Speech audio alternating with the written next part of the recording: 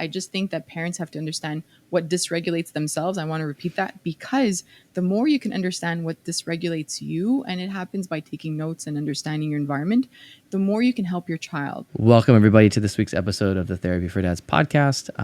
I say this a lot, but I'm so excited to talk to this individual today. I've had the pleasure of being on her podcast not too long ago. I was very honored to be able to be on her platform and share kind of from a man's perspective around emotions and different things like that. And kind of doing a little deep dive series on brain development in kids and different things like that. And Cindy from The Curious Neuron, which is an awesome name, by the way, very catchy, and I love it. This is a big area of expertise for her with her research and what she's doing on her platform and just life, as well as who she is. And so I don't want to spill the beans too much, but welcome, Cindy, to the podcast. I'm so glad you're on and so stoked to talk to you today. So welcome. Hi, Travis. I'm really happy to be here. I think this topic is a topic we need to talk a lot more about in society and as parents mostly, and I'm excited to talk about it with you. Yeah. Well, you're calling from Canada. Where in Canada are you about? Yes, right now? I'm based in Montreal, hence the French accent. And I did a PhD in neuroscience here at McGill University. I studied schizophrenia and psychosis in youth. And for me, what I focused on was a lot of the emotional aspects of mental health and the cognitive aspects of mental health in these individuals.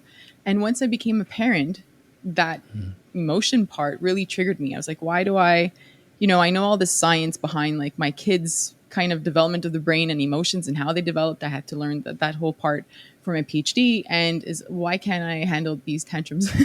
What's wrong with me? I thought I knew all this stuff, right? So I naively went into parenting thinking, I've got this. It's not hard. I understand emotion regulation skills, but I had never understood emotion regulation skills in myself. So I started Curious Neuron. I started blogging about the science of emotions and what that meant. And I touched on all aspects of development. But recently I'm focusing a lot more on emotional health and mental health, because I've noticed that not just kids, but parents need a lot more of that knowledge and that understanding about their emotions and how to manage big emotions all day, because we have a lot of big emotions just like kids. That's what I've been doing. And I've extended my work. So Curious Neuron is a free resource for parents. There's a blog, and I have a podcast, and I have social media, a YouTube channel, but I've also extended this emotion regulation and how to teach this to kids into an app that I have called Wondergrade. So it's for kids ages 3 to 8. And I'm trying to find any way possible to get this information out. And that's really why I wanted you on. Is for everything you just said. Like all those reasons is why I wanted you to be on the podcast, because we have a similar passion and drive and heart for this. Myself being a mental health therapist as well. You've done significant research on brain development and things like that, which is a little different than what I've done, but we're in the same field. And so hearing your passion, becoming a parent, I too trained in emotion regulation and trauma. I mean, I do that every day for my job. This is what I do. And even then, it's not always easy. And also with our kids and feeling that kind of dysregulated state, which is just part of being human for various reasons, is part of going through life, is you're stressed out or whatever, and you have low energy, you haven't eaten, various reasons that could cause us to be dysregulated or have big emotions, and so do your kiddos. And so I too have a heart and passion for helping parents, and even more specifically dads and men, because of really the need of helping us understand our states helps us help our kids.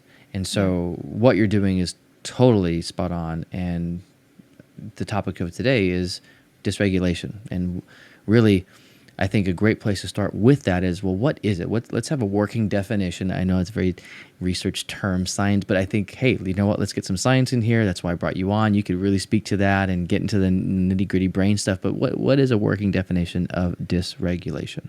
Yeah, we're hearing that term a lot recently. And I think what really marked me as a parent that posted in my comments a couple months ago was, you keep saying dysregulation, but what does it mean? And I realized that I had never really defined it or explained it.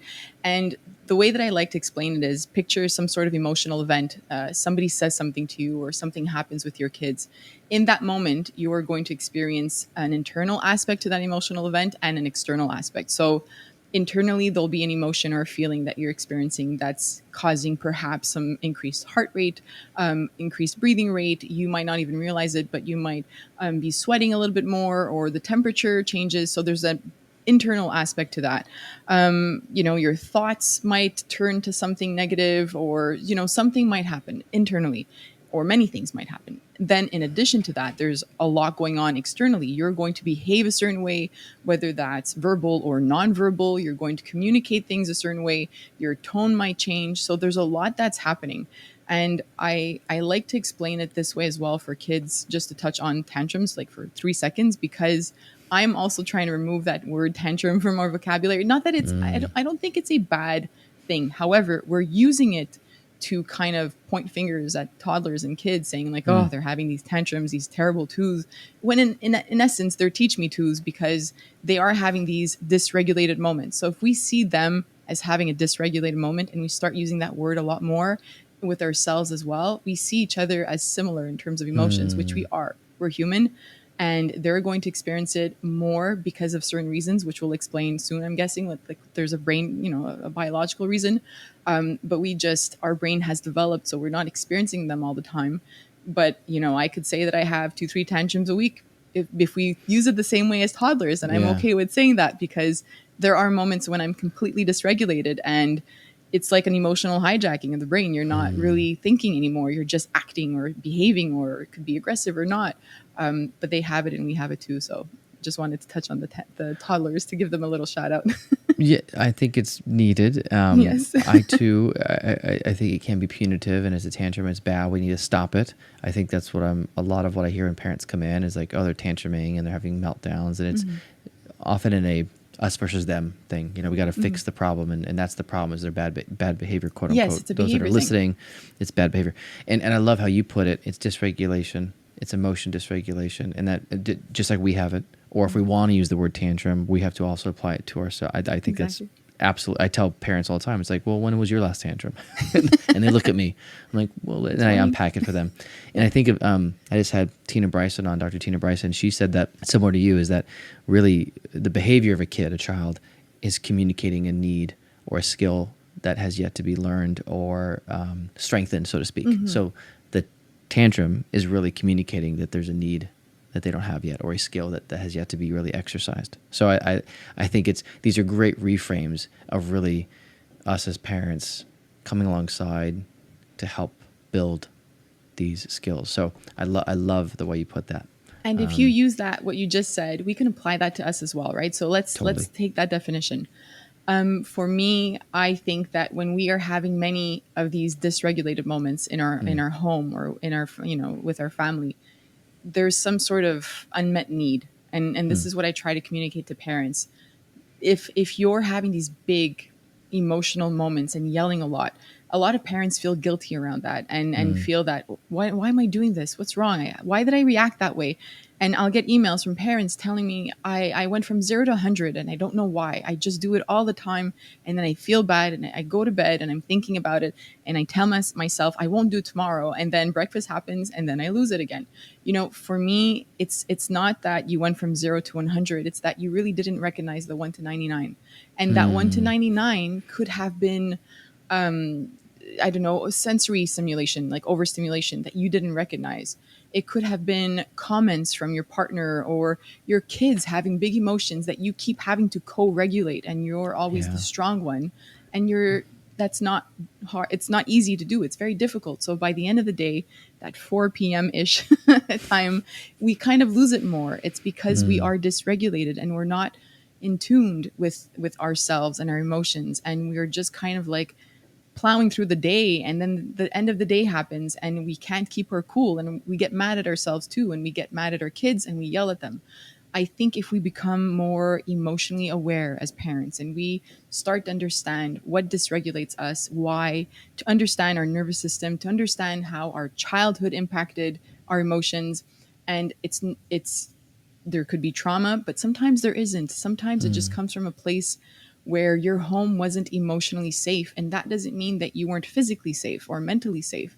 It just means that you didn't have a space to express your emotions, or that your parents didn't teach you what it felt like to feel certain emotions and how to cope with them. So if you didn't grow up that way, which most of us didn't, because when you think of emotions, the emotion, like emotional intelligence and all of that, really started in the 90s, which is just like yesterday. So we really have to realize that our parents didn't have the tools, and emotions were often viewed as bad behavior. including in my home. So there's a lot that plays into that. But the more we become emotionally aware parents, the more that we could really understand ourselves and then control ourselves more in certain situations. Yeah. And so we have this, and I totally agree. Same thing. Raised in a home, it wasn't necessarily overt trauma, but it was just a lack of, don't feel this, go to your room, things like that. Right.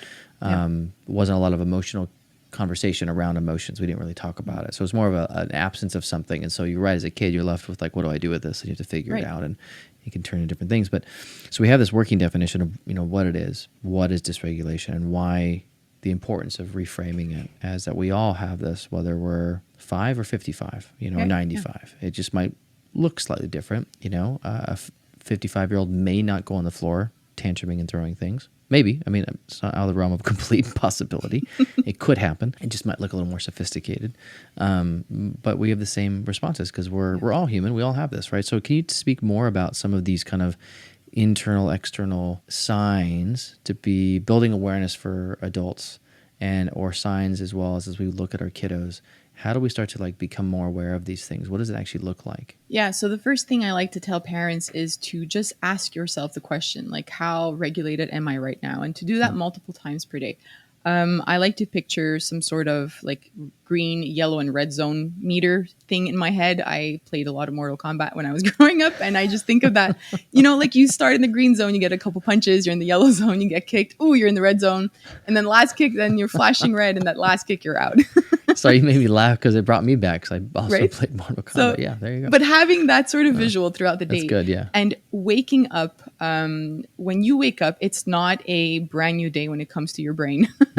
It's a continuation of yesterday, and it's a continuation of your life. So and I say that because I think sometimes parents say it'll be better tomorrow.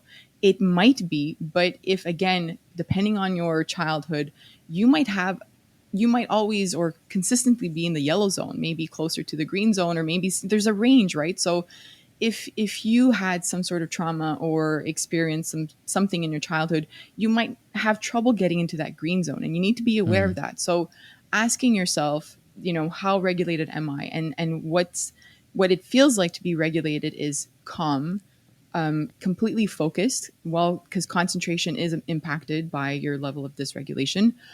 Your thoughts are positive.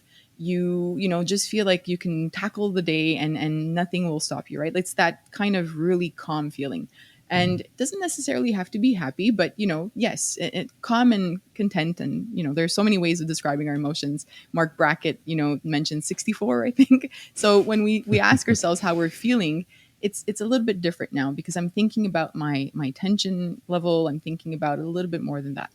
So if you are in the yellow zone, perhaps you have a deadline for work, or perhaps you had a discussion or a heavy argument with your partner the night before that's unresolved. Perhaps you spoke with a family member and you hung up on each other and you weren't, really happy with that.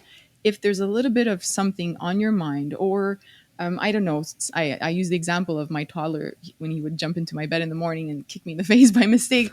I wake up dysregulated. I would wake up dysregulated because nobody wants to wake up that way in shock of what's this in my face? So it's not that I wanted to, but I'd wake up in the yellow zone and I'd have to consciously try to bring myself in the green zone because I just didn't like being woken up that way. So just being aware of what you're feeling in that moment and what's on your mind, stress levels that you might have, unresolved emotions that, you haven't been able to deal with yet. And the heavier they are, you might be in the red zone. You might be in a place where any little thing will throw you off, and you are constantly telling yourself, I need to make it through the day, but you just started your day. So that's the red zone. You're not focusing because your mind is somewhere else and you're just about to explode, and you're very aware of that. Now, some parents ask me, great, so if I start my day in the red zone, what's going to change if I'm, at breakfast with my kids and one of them spills milk and I lose it? So being aware of this means that you will have to speak to yourself differently in those moments. That's kind of like the mindfulness part of it, right? So your child spills milk, to take a moment, you take a moment to respond and to think to yourself and to say, I'm really dysregulated right now. Or you might yell. You might have a moment where you lose it. And I don't want parents to think that success is never yelling. That's not it. If you have to let it out, let it out. But if you can take a moment to say to yourself, I'm completely dysregulated. It's not about them. It wasn't their fault. They knocked it over. I saw. Then just take a breath and then respond to it. Don't react right away. Create a pause between the action and your reaction to just take a moment. Same thing with your partner, right? Like you can have a morning where you're completely dysregulated. You're in the red zone. And then you notice the dishes are still in the sink and you just want to lose it. Maybe speaking about it instead, right? Telling them, I thought I expressed that I needed some help last night. I'm already feeling stressed because of whatever, or, I had an argument with my mother or my father on the phone last night and it's on my mind. Would you please be able to help me? Having that ability to communicate your needs and your emotions in that moment, just something that you can use as as a way to kind of navigate your day with your emotions. So I start off with that, like asking myself like where I am in that zone. Yeah, it's a building awareness, right? Pausing to, Yeah. It's like assess, where am I? It's like taking a step back. I think of the stop skill, right? Stop, take a step back, breathe, observe yourself, surroundings, and then proceed mindfully, right? And I love the Mortal Kombat just made me laugh because it's so true, and I totally visualize Street Fighter. I think I grew up playing those games in the arcade, Same. and that was so it totally brought me back, and I totally visually now that will never leave my head. Yeah, I think the first thing is it's building awareness is the first step, is what I'm hearing, is building awareness for ourselves as parents, because we have to do that because our kids their brains are still developing and still little, and they most likely don't have that skill set yet, or if they do, still not strong enough yet to do it on the regular because their brains are still developed. And so we kind of, as we practice that, we're modeling that kind of pause. And so that's kind of step one. And I'm wondering if we because I want to do more about how we get out of it. But before we go into more like, okay, now what, which I think is good that we laid, just stepping back and pausing and taking a breath is a great first step in building awareness. But before we go into like resolving it, I think I would love to go a little bit more into like the geek stuff, the nerd stuff, the science of it, of what's really happening physiologically, neurologically when we get dysregulated. I think having a better understanding of that might help parents better grasp, that's why it's not always easy. Like we could just, snap our fingers and all of a sudden we're I'm calm and regulated, or my kiddo might take time to go from totally dysregulated like to now calm. Like why when I go in there I tell my kid to breathe, they're not breathing, and now they're upset, now I'm upset, and it was like 5 seconds and now we're more upset with each other and it's not working and I'm throwing everything out and I'm going to go back to yelling, right? Because we have this idea, I think, even myself, is it should just work sometimes. So let's get a little nitty gritty here with the science. So can you tell me more what's happening inside? So I want everybody to picture like a mountain. So at the bottom of this mountain, you are in that green zone. You're fully regulated and your brain is functioning normally as it should. Everything is talking to whatever it's supposed to be talking to in the brain. Then when you are slightly dysregulated, it's this information that's coming in. It's like a bottom-up approach. Dr. Bruce Perry talks about it this way. And I love his example of this. So as you are getting dysregulated, there is less and less communication between your emotions part of the brain and your prefrontal cortex behind your forehead. This is what's happening. Now, imagine yourself at the top of that mountain, you or your child, when you are in the red zone and fully dysregulated, and your child is either having a tantrum or you are at your maximum and have nothing left. You are not communicating with your frontal lobe, similar to a child, same as a child actually, and you're not thinking through what you're doing. You're not thinking through what you're saying. You're not thinking through your actions. That's why we have moments with our partners or friends or family members where we say, I didn't mean to say that, or I'm sorry that I said that. It just came out, because we're not thinking the same way. That connection is not as strong anymore, and we're not able to say, because the amygdala, the emotions part of the brain, will talk to that prefrontal cortex and say, hey, I'm feeling frustrated. What do I do with this now, right? So if we think about being at work and our boss says something to us, we might be so angry in the moment, but we can't say anything because we're like, I can't get fired. So we're able to regulate ourselves enough to say, I'm so pissed at this guy or this girl, and I'm just going to step back right now. I'm not going to flip the desk, although I do want to, and I'll picture it in my head, but I know that I can't do that. But we have moments where there's this emotional hijacking and it's gone. We can't even do that, right? Like we're at home and we might throw something or we might say something that we regret. So we have those moments when we're dysregulated that nothing helps.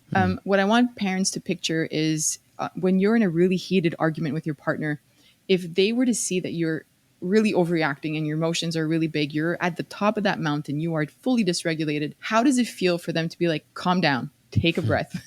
It doesn't feel good. You're like, shut up.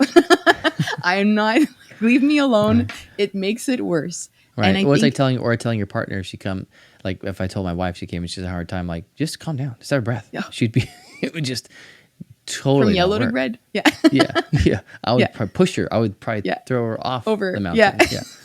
Well, the same thing applies with our kids, right? Yes. So I'm saying it that way as an adult because if you're with your partner and they're dysregulated, all they need in that moment is to feel seen, to feel heard, and to know that they have a safe space to express their emotions right now. And it's the same for our kids. But when they're having tantrums, we see it as behavioral. We have it as behavioral too. But if our kids are having these big emotions and we can actually see it as them being dysregulated and needing to feel seen, to feel heard, and to be soothed in some way or feel safe, like Tina and Dan Siegel's books, right? To feel seen, safe, soothed is secure. Yeah. The 4 S's. It applies to everything. It's explained and researched differently, but it comes down to that. And we need that. It doesn't matter if we're 50 years old or 5 years old. We need that. So that's what our partner needs from us in that moment. And that's what our child needs from us from that moment. So parents will email me, they'll tell me, I told my child to calm down or to take a deep breath when they were like having a tantrum. But if you picture them being at the top of that mountain, it will do absolutely nothing to say that to them. They can't even hear you. So you and it might make them more upset. Yeah. Exactly. It will. Exactly. So when we're fully dysregulated, there's a disconnection in the brain. Our emotions are exaggerated. We just need to find a way to come back down and to bring our brain back down to a regulated, feeling regulated.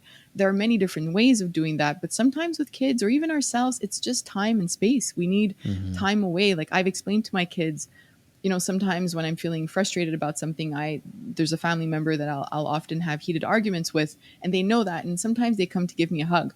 And I've explained to them that mommy sometimes needs a hug, but sometimes a hug makes it worse. When we're aware, when we're emotionally aware of what regulates us and dysregulates us, we have to make some sort of list and we have to take notes throughout our day. If a parent really wants to understand their level of dysregulation, it'll be different for you and very different for me. So I learned as a parent that I'm stimulated by sights, by like objects in the house. So I know kids have to be kids, but I'm also aware that could dysregulate me. So if I see Legos all over the floor with the magnetic tiles beside it, with the dolls beside it.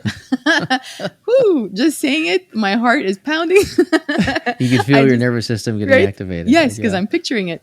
But I all joking aside, it really dysregulates me. And also noise. I'm home with 3 kids all day, and the sound and they're being kids, and it's not that you don't love your kids, but it dysregulates my nervous system. So around 4 or 5 p.m., that's when I bring in either quiet TV time or an app that they can play with their headphones on, or a puzzle that they can do, or go outside.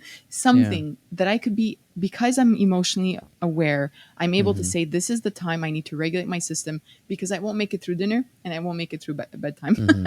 And that's what I mean. Yeah, and you're going back to, I love the mountain analogy, and because what's happening internally, and I think that's so important, is that, as I was going through grad school and learning and understanding more, and sometimes I, forget it because I get into my own, I'm at my capacity, even as a therapist. And I'm always trying to be very honest on my podcast, say, yeah, I know these things, but it doesn't mean I'm far from perfect. I make mistakes. Now I repair, that's very important. To repair when we do get upset or raise our voice, or I'm dysregulated because we're modeling. But all to say is that we sometimes forget that there is something happening that we can't see with our eyes. And that's the part of the brain of the PFC, the prefrontal cortex. You can tell me as a neuroscientist, right? It's completely underdeveloped at 5, right? I mean, we got a long way to go, right? What's the average age, just so parents know this? 20 to 25, 20, 25. And typically females develop quicker in general, right, than boys. Early 20s, Boys tend to be a little more lagging, and at least in this part of the brain. The impulse control stuff. And so we have to, that's so important as part of that mountain analogy, that our kids, they may not have that yet. That connection's weak, maybe there, kind of hits it right, sometimes completely misses it, and we have to remember that there's something happening in the brain that, because when they're in a dysregulated state, what part of the brain is activated? Well, the thalamus is activated because the thalamus is taking up all the sensory information from the outside world into the brain. So when your thalamus, you picture this like layered aspect, like the thalamus at the bottom, the amygdala, and the prefrontal cortex at the top. They're all communicating with each other, and the thalamus is super activated and telling the amygdala, like, let's blow up those emotions, let's party. And then they're saying, like, don't let the prefrontal cortex into this party. And then there's no communication.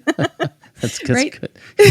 But that's what's happening in the brain. Yeah. So that's why we hear a lot about like these calming corners for kids or sensory items, and how that's such new research. So I think being aware of that as a parent, we can say, I need calm right now, or I need, I don't know, I need to ground myself a little bit and go outside, get some sun, or like just touch the grass with my feet. And that's what we hear about, but we don't understand why we're doing that sometimes, and that's the aspect of like regulating your nervous system is that sensory part.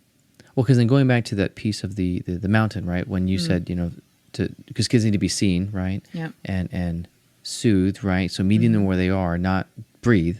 Because if I tell my kid to breathe, it's like telling my spouse, calm down, right? Especially when you're dysregulated, because in that moment, she doesn't need me to say calm down. She needs me to listen and maybe give her a hug, validate, right? Which actually validate, does something to the brain. So when we do that as parents, which is why when we say it to our kids sometimes, calm down, take a breath, it's like they'd get more upset because we're essentially saying what we would say to a spouse.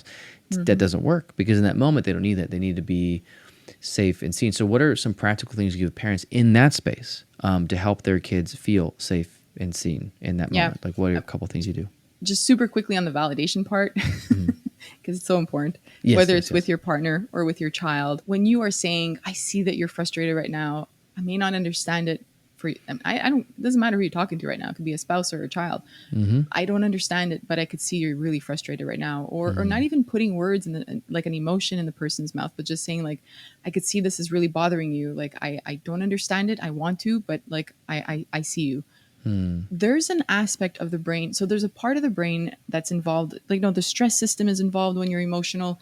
The reward system is also a big part of this. And I just want people to have an understanding of why we're validating and why we're helping a partner or a child feel seen or heard. It's because it triggers that reward system, and that feels good to us. And when we feel good, it's another way of deactivating that dysregulated brain. When you feel seen and you feel happy and feel good about what's happening, even if you're not happy, I don't know if that's complicated, but I'm saying like you're frustrated in that moment, but now you got a glimpse of like somebody hearing you and validating your emotions, that reward system kicks in, and then you're like, okay, I'm still super mad, but like, thank you. That felt great. Again, doesn't matter that you're 3 years old or 30 years old. It just feels good. So because in general, what hormones are being released in that moment? You said that you're saying the reward center. So for those that are still new to this, like what chemicals being released or chemicals are being released when that happens? Your happy chemicals, right? So anything that's making you feel like the dopamine, I have to look back into that, because dopamine is an anticipation. It's often used as saying like a feel-good hormone, but it's an anticipation of something that, but I think it does come out a little bit in that. Anything that makes you feel happy and relieved and rewarded, same thing as a glass of water after a run. You're like, oh, this feels so good. It's the same. It's the ventral tegmental area, the VTA of the brain, and it just activates in those moments.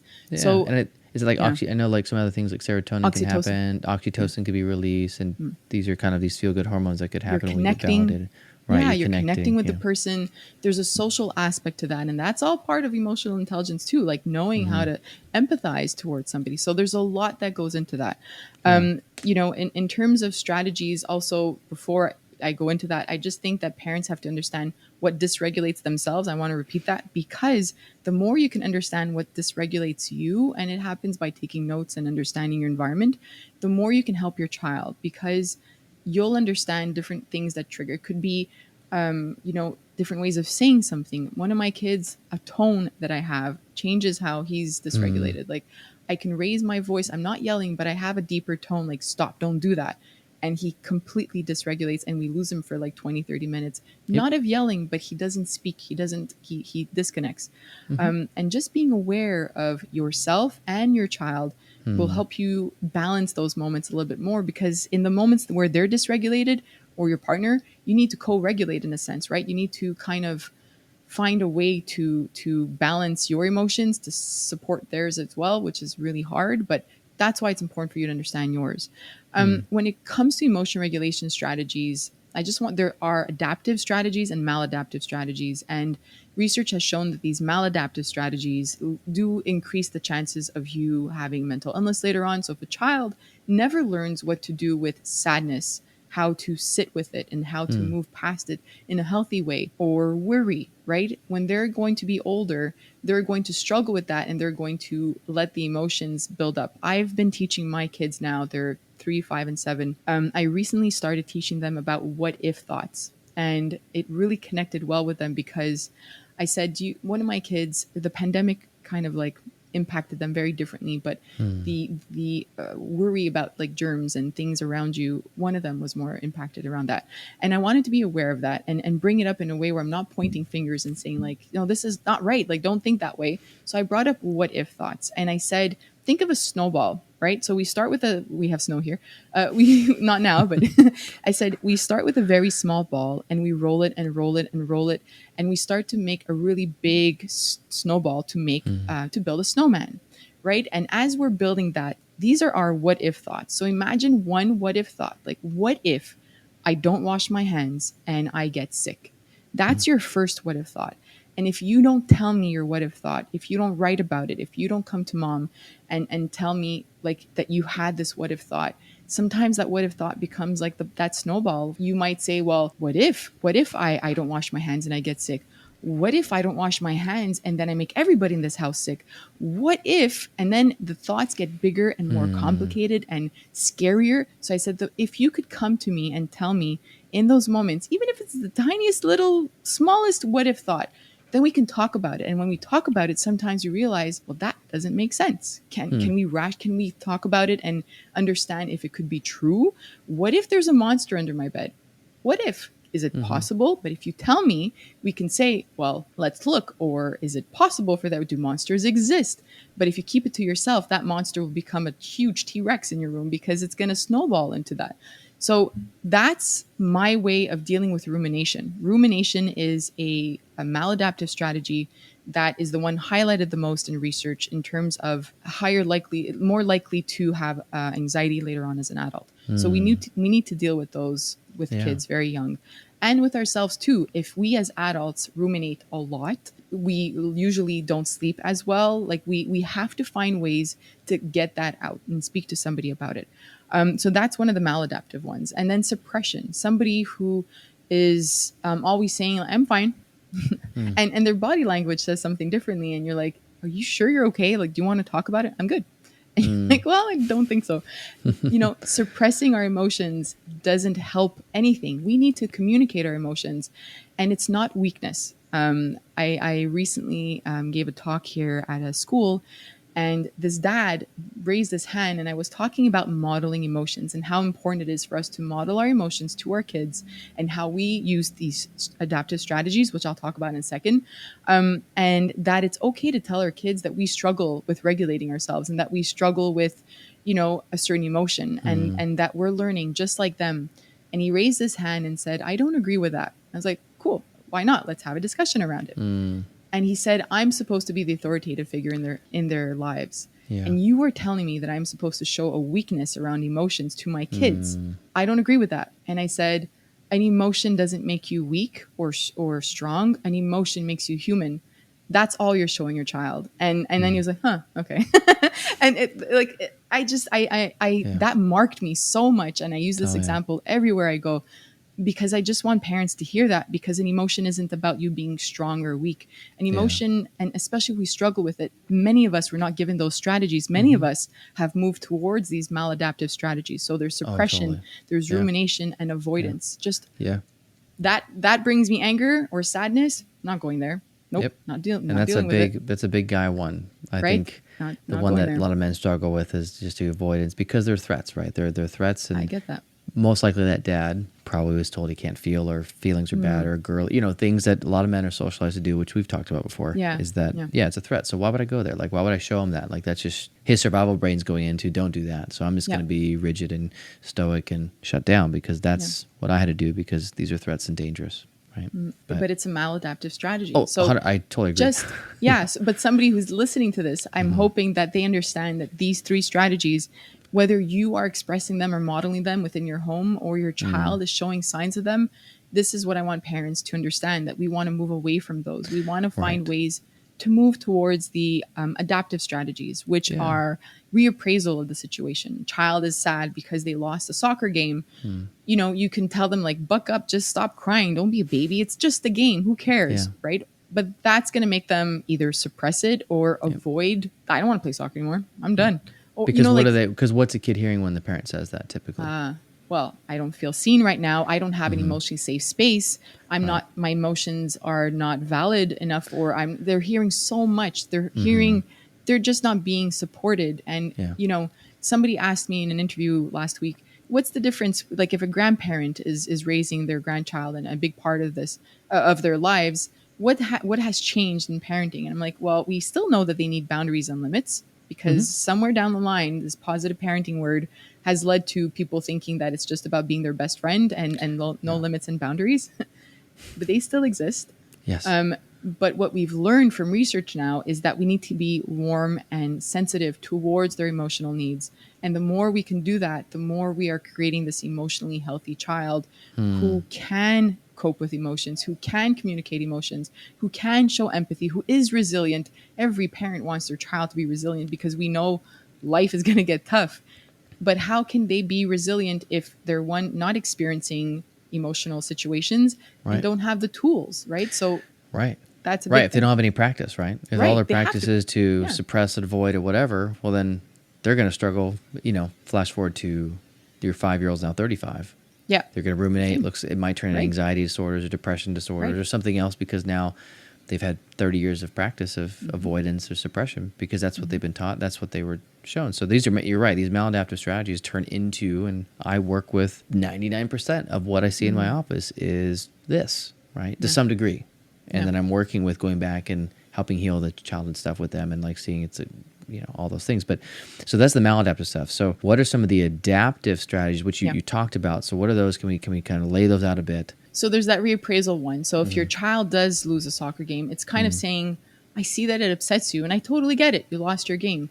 But maybe we can practice your shots, your goal shots, or maybe we can practice your passes. Or I saw that your team was missing, I don't know, the defender was struggling a little bit. Maybe at the next practice, you guys can practice that specific technique or something, right? Like giving them a way to reappraise the situation and kind of reassess that from an emotional standpoint. Or, you lost the game before, it's okay, it's part of the game. Like just having that conversation with them of reappraising it.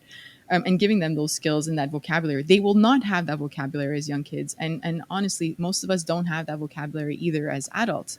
We struggle with reassessing, because part of that is also, the compassion part. Like, I tried my best. Well, okay, then maybe next game will be a little bit easier versus I suck. Why do I suck? I missed that game. I should have gotten that goal and I didn't. I'm the worst player in the world.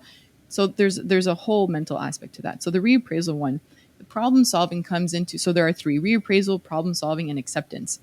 So problem solving and reappraisal are kind of similar. So it's just about like, okay, what can I do differently? Problem solving just adds that extra layer of, I know going to that, I don't know, I'm thinking as an adult, like going to a specific family member's house is going to cause me a lot of trouble because they judge my parenting. The question is like, so how do I stay regulated? Yes. In the green if I'm at this place. Okay. Yeah. Or what's my game plan, right? Like just what's my game problem plan, solving is thinking ahead of a certain situation. Whereas reappraisal, the situation happened and now you're like reassessing the emotional valence or the like how bad is it, right? Yeah. So again, a parent plays a significant role because they are acting as the prefrontal cortex for kids. They're doing the rational thinking for the child, so that one day the child will be older and fail an exam at school and they're not going to have that negative self-talk. They're going to say like, well, I tried my best, I'll have no choice but to like study a little bit more next time. Or, there are worse things in life. Something they will have some sort of discussion with themselves. The second one, the last one, the third one is acceptance. And that's where mindfulness comes in. And that's where self-compassion plays a really big part in this. So that means in order for a child to accept certain situations, they have to be mindful and they have to be acceptance. They have to be self-compassionate, which means they have to have seen their parent do that. That's why I always tell parents, you need to start with yourself.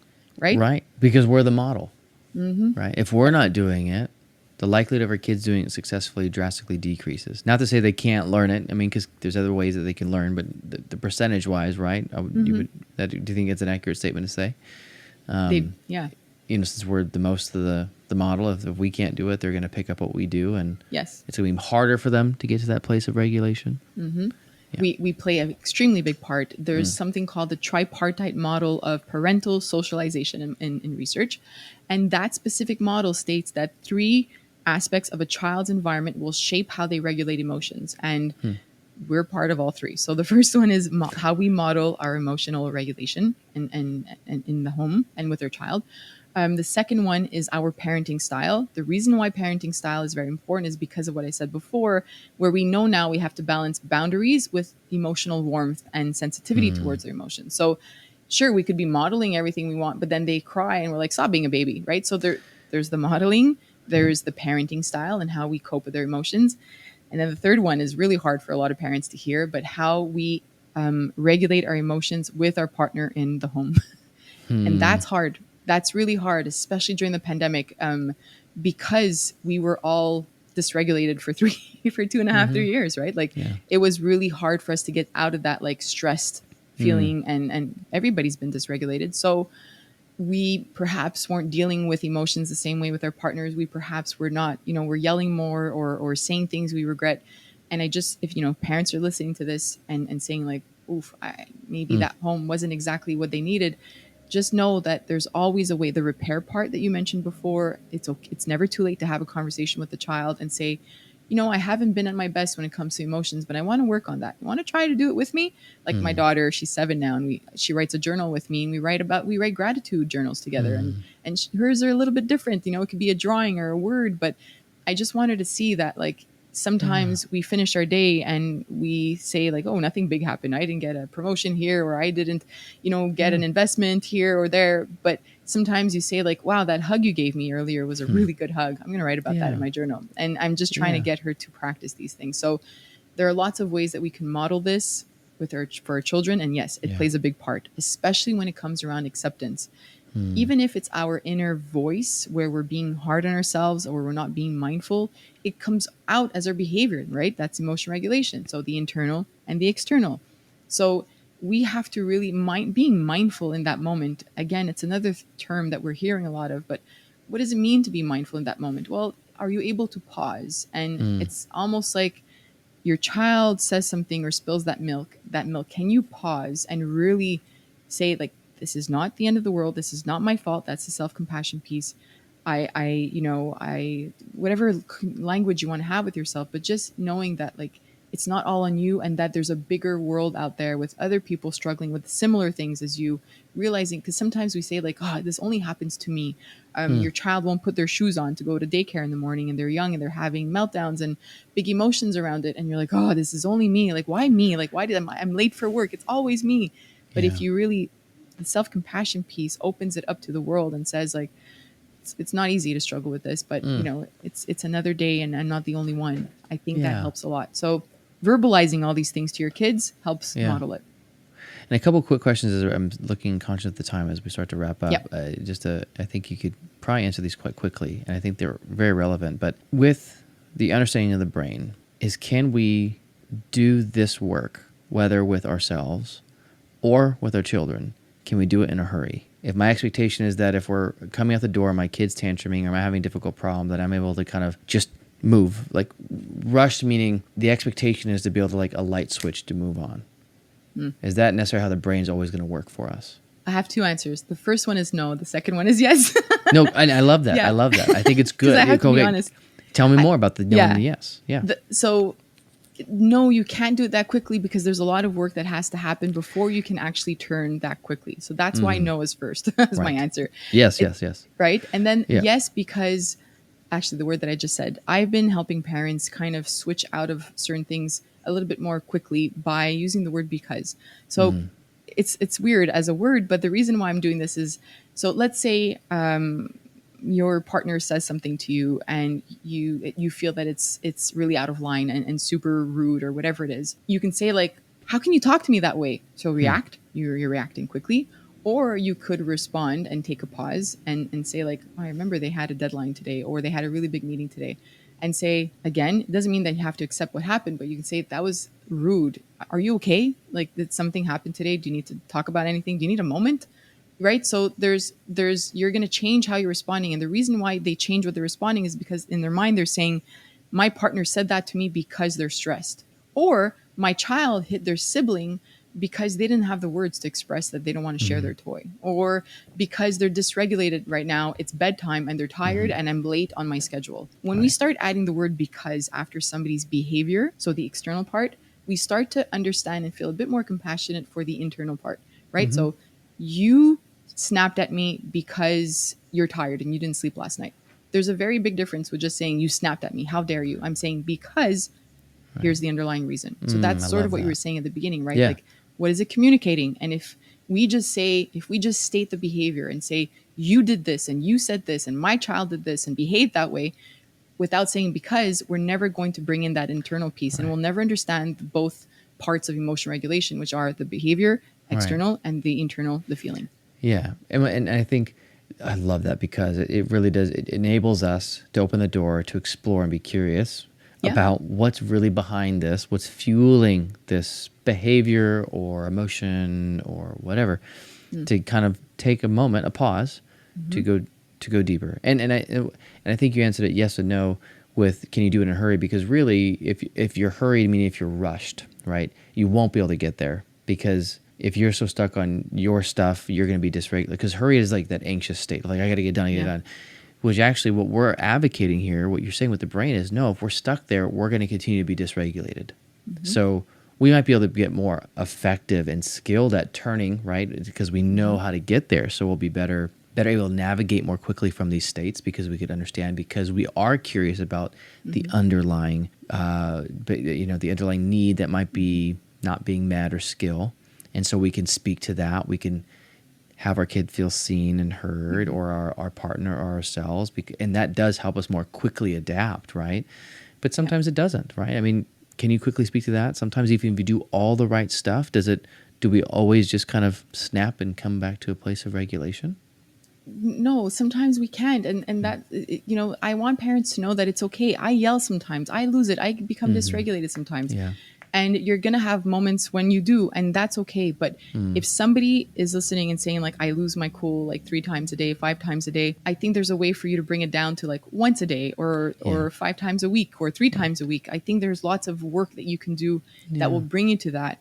And using that word because, I bring that up because you can, it just, in those moments when you're completely dysregulated, it switches you to compassion and just understanding and that curiosity piece.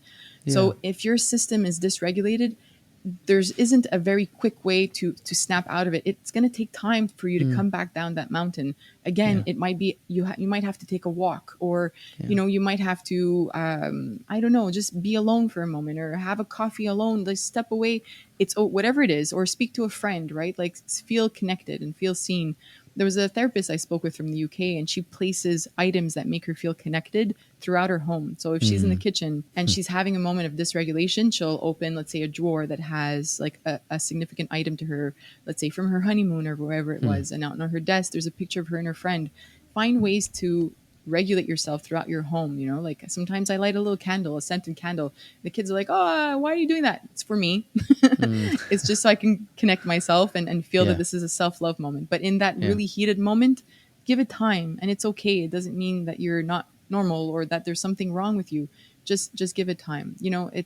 They're called emotion regulation skills. They are skills.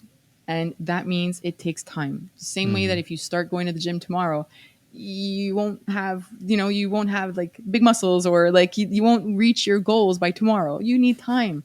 Same thing for the brain. It needs time. It needs repetition, and it needs repetition. It just needs you to do it over and over again, and to give yourself grace to make those mistakes, and you'll get there. Yeah. And I ask that question only because I hear a lot of that with parents. Just, I think sometimes we get stuck in the expectation that then just because they're regulated, everything's going to come back. And sometimes it doesn't. Sometimes it takes a while, and that's okay. It doesn't mean that the skill isn't effective. It doesn't mean that, just like the gym, sometimes you work out the gym and sometimes it feels kind of right? It doesn't mean that it still wasn't helpful or just eating healthy. You don't always notice something immediately, right? It's not always like, oh, there it is. But we do it because it's that practice and repetition that we're building the skill. And what does skills require? It requires practice. And so sometimes it's not always going to be this neatly perfect wrapped bow that everyone's back to green and everyone's, sometimes we're just maybe keeping us at yellow, not getting worse, right? Maybe it's keeping that yellow zone. We're not going to red, right? Which is okay.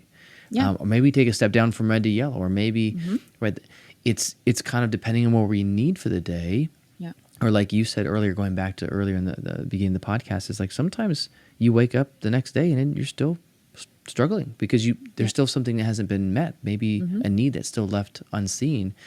And so it's kind of realizing that while these skills, these are helpful, understanding our brain and dysregulation, working toward regulation and calm, that these are skills, and it's not a magic light that just clicks on all the time. Sometimes it does, and it's amazing, and it's like you see it, and it's like wow. Other times it's subtle, right? It's kind of a subtlety, and sometimes, and I'm thinking of this with some my really all my kids, but when you put in the work with some of these skills, and really it's daily, hourly, sometimes minutely, depending on what's going on, and then all of a sudden they do the very thing that you've been practicing. And as a parent, you're just like, oh, like, there it is. Yes. Like, they're doing the very thing that I've been, and you said this earlier, working with them, I've been their prefrontal cortex. I've been that regulated state to help guide them, to build that kind of bridge, because theirs is still underdeveloped. So I've been that with them so many times, like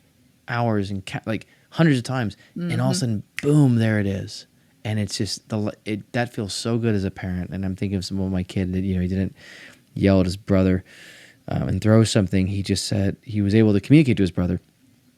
I don't like that.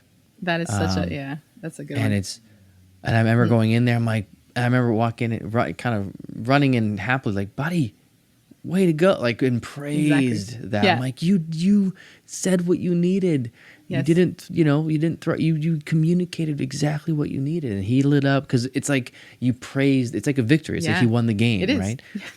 Now, the next day, he did, he yelled and something, but I don't then say, well, you learned it yesterday. You knew it yet. It's like, no, it's reinforcing because it's a new game, right? And he's getting better at it, but he still needs our help, right? And I think, would you say with brain development, just to kind of wrap this up, of that even when our kid gets it right at times, it doesn't mean that we just step back and expect they'll get this 100% of the time? No, because every emotional event will have different factors to it, right? So it could be the same situation, but with a cousin, and he won't respond the same way because maybe it's not as an emotionally safe space with that cousin, or maybe the cousin said something a little different. So you're always going to be guiding your kids, always. And I think we have to move away from that sort of success and we're done and step back kind of thing, right? Like it's not like that with emotions.